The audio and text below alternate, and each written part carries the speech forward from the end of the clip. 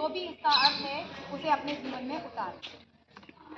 हम भारत के लोग भारत को एक संपूर्ण प्रभुत्व संपन्न समाजवादी धर्मनिरपेक्ष लोकतंत्रात्मक गणराज्य बनाने के लिए तथा उसके समस्त नागरिकों को सामाजिक आर्थिक और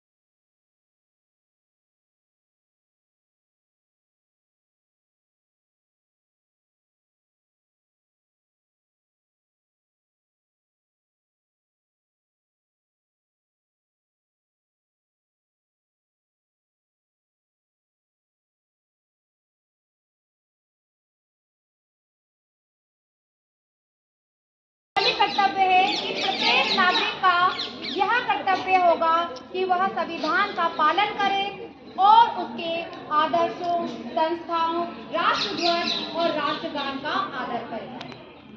दूसरा मौलिक कर्तव्य स्वतंत्रता के लिए हमारे राष्ट्रीय आंदोलन को प्रेरित करने वाले उच्च आदर्शों को हृदय में संजोएं और उनका पालन करें। तीसरा मौलिक कर्तव्य भारत की प्रभुता, एकता और अखंडता की रक्षा करें। चौथा देश की रक्षा करें। पांचवा भ्रातृत्व की भावना, भारत के सभी लोगों में समरसता और समान भ्रातृत्व की भावना का निर्माण करें। छठा भारत की रक्षा हमारी सामाजिक संस्कृति की गौरवशाली परंपरा का महत्व समझें और उसका परीक्षण करें।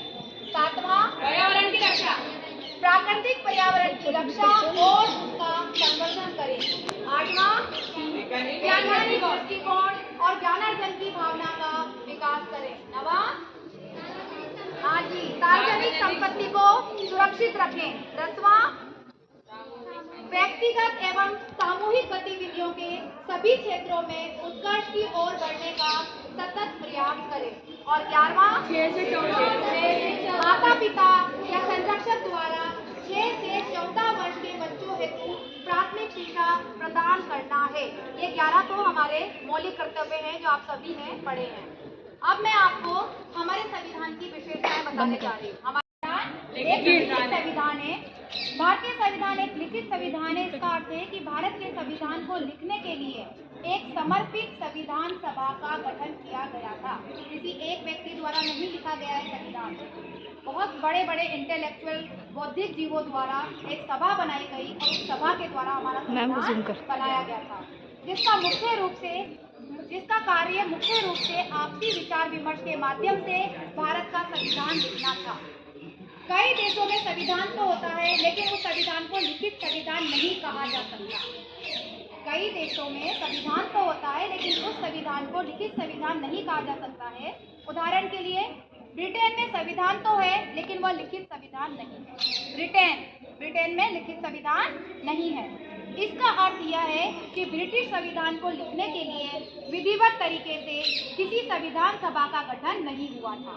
जिस तरह हमारे यहाँ पे संविधान सभा का गठन हुआ था संविधान लिखने के लिए, उस तरह ब्रिटेन में किसी भी संविधान सभा का गठन नहीं हुआ, बल्कि विभिन्न परंपराओं, न्यायिक निर्णयों और संसद के द्वारा पारित कानूनों के माध्यम से वहाँ का संविधान निर्मित हुआ है। इसीलिए ब्रिटेन के संविधान को अलिखित संविधान कहा जाता है। किसके संविधान को अलिखित संविधान कहते हैं? और हमारा संविधान लिखित संविधान। भारतीय संविधान विशाल संविधान। भारत का संविधान एक अत्यंत विशाल संविधान है। इसका कारण यह है कि भारतीय संविधान में विभिन्न प्रावधानों को काफी सहज तरीके से विस्तृत रूप में लिखा गया है। हमारे संविधान में वर्तमान में फोटो 395 अनुच्छेद, उनकी 23 फोटो भाग खींच ले और 12 अनुसूचियां हैं। फोटो भी संख्यात्मक दृष्टि से संविधान में अनुच्छेदों की संख्या बेशक 395 नजर आ रही है, लेकिन वास्तव में भारतीय संविधान में लगभग 450 के आसपास अनुच्छेद मौजूद हैं।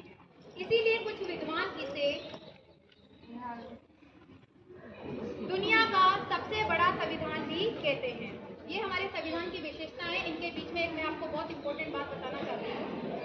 हमारे संविधान का निर्माण कितने समय में हुआ था? किसी बच्चे को पता है कितना समय लगा हमारा संविधान बनने में?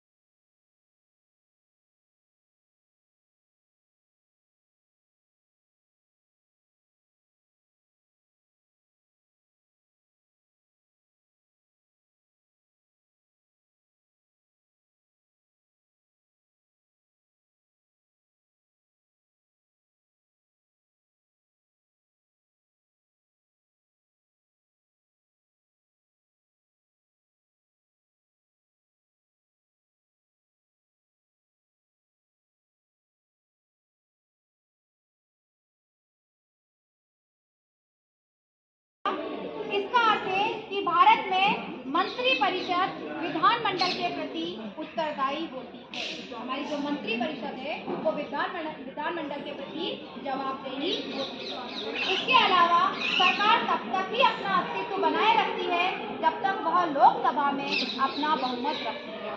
अगर सरकार के पास बहुमत नहीं है तो वह सरकार क्या होगी? ढह जाएगी, बिगड़ जाएगी, खराब हो जाएगी। जब तक वो लोकसभा में अपना बहुमत रखती है, जिस क्षण सरकार लोकसभा में बहुमत खो देती है उसी क्षण सरकार अपना अस्तित्व भी खो देती है। यानी सरकार को अपना अस्तित्व बनाए रखने के लिए लोकसभा में साधारण बहुमत की आवश्यकता होती है और किसी असमंजस की स्थिति में विपक्ष के द्वारा सरकार के विरुद्ध अविश्वास प्रस्ताव लाया जा सकता है।